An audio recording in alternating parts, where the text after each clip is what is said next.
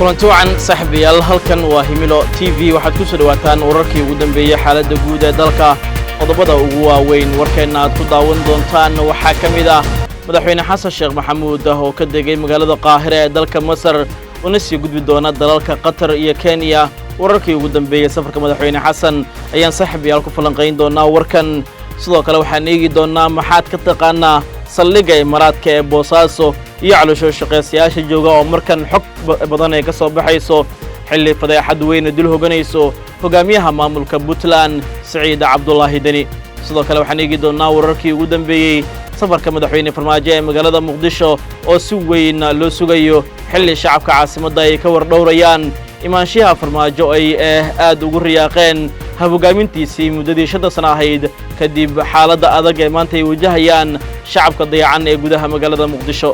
qodobadaas iyo kuwa kale ayaan ku falanqeyn doonaa muuqaalkan inta aad daawanaysaan balse marka hore saaxiibayaal nagu soo biir oo page-keenan subscribe dhaho YouTube-ka si aad ula socoto xogaha wararka iyo muuqaalada halkan aynu ku baahino waa hagaag haddii aan ku horeyno madaxweynaha jamhuuriyadda federaalka Soomaaliya Dr. Xasan Sheekh Maxamuud ayaa ka degay magaalada Qaahire ee dalka Masar iyadoo halkaas uga bilaabatay safar dhowr cisho oo ku joogi doono sida xubno filla Soomaaliya ka agdhoweyn oo xaqiijiyeen madaxweyne Xasan Sheekh Maxamuud ayaa Qaahire u tagaya arrimo siyaasadeed iyo kuwa amni oo Masar uu kala leeyahay sida xubnaha qaarkood la hadalnayba ay inoo xaqiijiyeen wararka intaas sii daraya in madaxweynaha Soomaaliya uu magaalada caasimadda ee Qaahire u qayb geli doono daafurka madaxafka weyn ee Faraaciinta ee loo yaqaano Grand Egyptian Museum oo ah goob lagu keediyay taariikhda iyo dhaxalka ilbaxnimada aadanaha Masaarida sidoo kale waxaa munaasabadda ka qayb galaya madaxweynayaasha dalalka Palestine, Djibouti, Eritrea iyo madax kale oo lagu cazumay madashaasi sida xogtaan helina ay sheegayso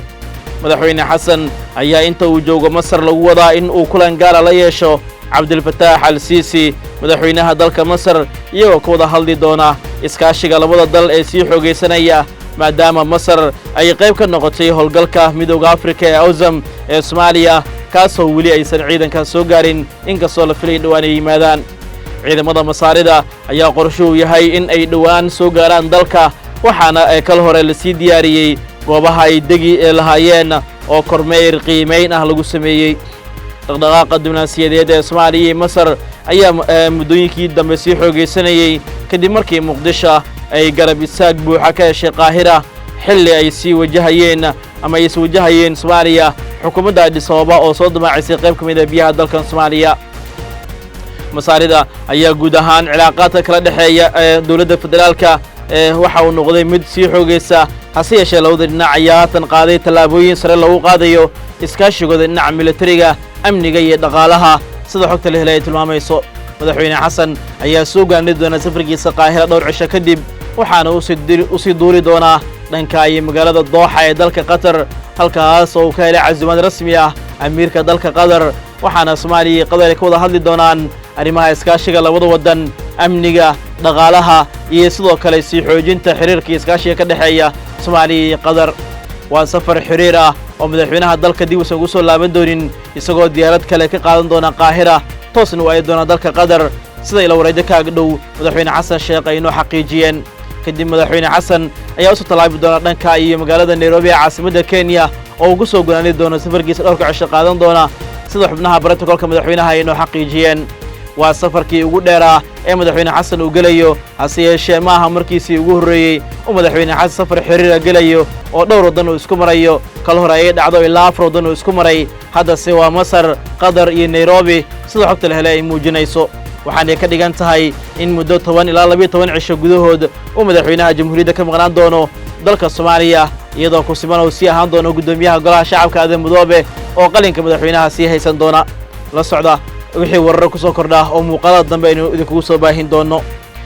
intaan u guda galin caloosho shaqeeyaasha Imaaraadka ku jooga Soomaaliya marka aan eegno madaxweynaha jamhuuriyadda madaxweynaha sagaalada jamhuuriyadda federaalka Soomaaliya Maxamed Cabdullaahi Farmaajo ayaa ku soo wajahan magaalada Muqdisho xilli shacabka caasimadda ku dhaqan ay si weyn u tabayaan imaanshiyaha Farmaajo una diyaar garoobeen soo dhaweyntiisa sida xogta la helay ay muujinayso madaxweyne Farmaajo ayaa dalka dib ugu soo laabanaya dhowr sano oo uu dib wareeg ahaa isla markaana xukunka bila Soomaaliya ku wareejiyay madaxweyne Xasan Sheekh Maxamuud hadda oo ay soo dhawaad doorashada 2026 ayuu farmaajo markii saddexaad naawilayaa in uu u tartamo xilka madaxtinimada dalka Soomaaliya si uu ula wareego kursiga madaxtinimada madaxweyne xasan uu mar kale uga qaato hase yeeshee toddobaadkan gudihiisa ayaa la xaqiijiyay ugu dambeyn imaanshaha madaxweyne farmaajo ee caasimadda iyadoo hadda si weyn gudaha muqdisho looga dareemayo diyaar garowga iyo soo dhaweynta wafdiga madaxweyne farmaajo ee ku soo wajahan caasimadda muqdisho farmaajo ayaa bilihii u dambeeyay u dhaxeeyay Dooxa iyo sidoo kale Istanbul halkaas oo dib u habeyn ballaaran uu ku sameeyay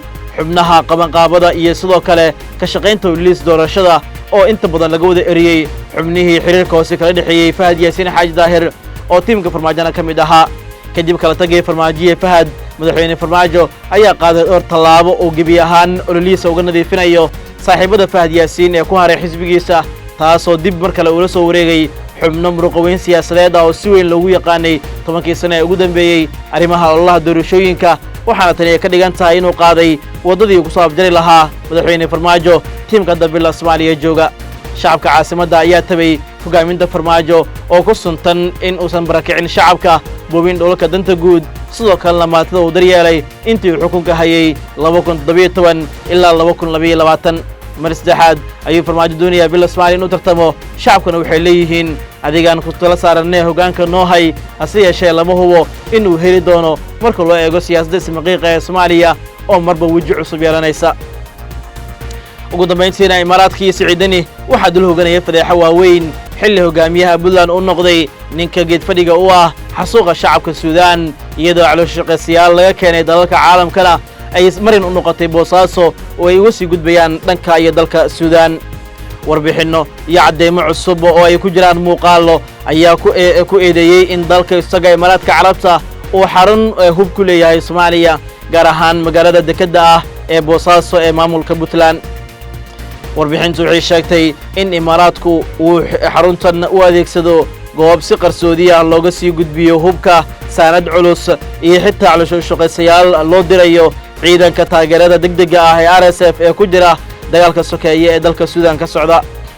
baaritaan ay sameysay warbaahinta Middle East oo soo xiganaya ilo maxalli ah xogta duulimaadyada iyo sidoo kale sawirada gacmeed ayaa faahfaahinaya habtaxana ah oo howlgallo qarsoodi ah loo fuliyay eedeymahan ayaa soo baxaya xilli ciidanka RSF wajahayaan eedeymo cusub oo ku saabsan gabood fallo baahsan ciidankan ayaa toddobaadkan qabsaday Al-Fashar oo ah caasimadda waqooyiga Darfur kadib go'doomin socotay 10 bilood tan iyo bishii Abriil 2023 dagaalka Suudaan wuxuu abuuray dhibaatadii barakaca ee ugu weyneed adduunka wuxuuna horseeday in dawladda Mareykanku ay si rasmi ah u go'aamiso in ciidanka RSF ay galeen xasuuq bini'aadanimo kii ugu weynaa taariikhda dawladaha Israa'iil ee Geeska Afrika iyo guud ahaanba caalamka dagaalka Suudaan waxa uu u dhaxeeyaa ciidanka RSF oo uu hogaamiyo Generaal Maxamed Hamdan Dagalo iyo ciidanka qalabka sida ee Suudaan sida ay sheegtay qaramada midoobay colaadan waxa ku dhintay 10,000 oo qofood waxaana ku barakacay in ka badan 14 milyan oo qof waxayna qaybo kamid ah dalka ka gelisay macluul baahsan dhibaatooyin nololeed tii ugu xumeyd aadanaha bishii Janaayo 2025 dawladda Mareykanka ayaa si rasmi ah u go'aamisay in ciidanka RSF ay xasuuq ka geysteen gobolka Darfur ee dalka Suudaan warbixinta Middle East waxay tilmaamtay duulimaadyo joogto ah oo diyaaradaha waaweyn ee xamuulka ee loo yaqaano IL-36 ku yimaadaan garoonka Boosaaso taliye sare oo ka tirsan ciidanka booliiska badda ee Puntland ee loo soo gaabiyay BNPF oo codsaday in aan magaciisa la shaacin ayaa u sheegay Middle East in xamuulka isla markiiba lagu wareejiyo diyaarad kale taasoo u socota ciidanka RSF ee ku sugan dalka Suudaan sidoo kale waxaa la sheegay in dhoofinta dhinaca badda ay kabto isku xirka cirka ah maamulo sare oo ka shaqeeya dekedda Boosaaso ayaa u sheegay Middle East in ka badan 500,000 oo container oo ku calaamadeysan Qatar ay ka yimaadaan Imaaraadka Carabta labadii sano ee la soo dhaafay shixnadan waxay soo gaareen iyagoo lahayn faahfaahin ku saabsan meesha ay ka yimaadeen ama halka ay u socdaan waxayna ku jireen sir weyn waxayna si degdeg ah loogu wareejiyay garoonka diyaaradaha iyadoo si adag loo ilaalinayo waxay ahayd kaliya meel la sii marsiiyo saadka sahayda iyo kaydka ciidanka ka dagaalamaya Suudaan ee calooshiqaysiyaasha u badan kuwaasoo xasuuqaya shacabka iyo maatada dalka Suudaan waxaana hogaamiyaha Puntland Saciid Cabdullaahi Deni uu noqonayaa dagaal ooge iyo gacan ku dhigle ka qayb qaatay xasuuqa shacabka Suudaan haddii uusan iska fogeyn eedeymaha ay u jeedinayaan warbaahinta caalamka iyo dawladaha qaarkood oo ku tilmaamay Puntland inay noqotay marsad ama xarun marsiin u ah ciidanka Imaaraadka ee uu taakuleeyay ee RSF isla kana loo sii marsiyay garoonka Boosaaso hubka sanada ciidanka oo dhameystiran qalab gaadiid u badan yahay iyo ciidanka raashinkooda taas waa mar kale xasuuq bini'aadanimkii ugu weynaa in ay geysteen Dani iyo Imaaraad haddii madaxweyne Siciidani arrintaas uusan iska bariyeelin saaxiibayaal wanaga inta horarkii ugu dambeeyay xaaladda guud ee dalka tan iyo kula dambe waxay idinkaga tegaynaa sidaas iyo nabadgelyo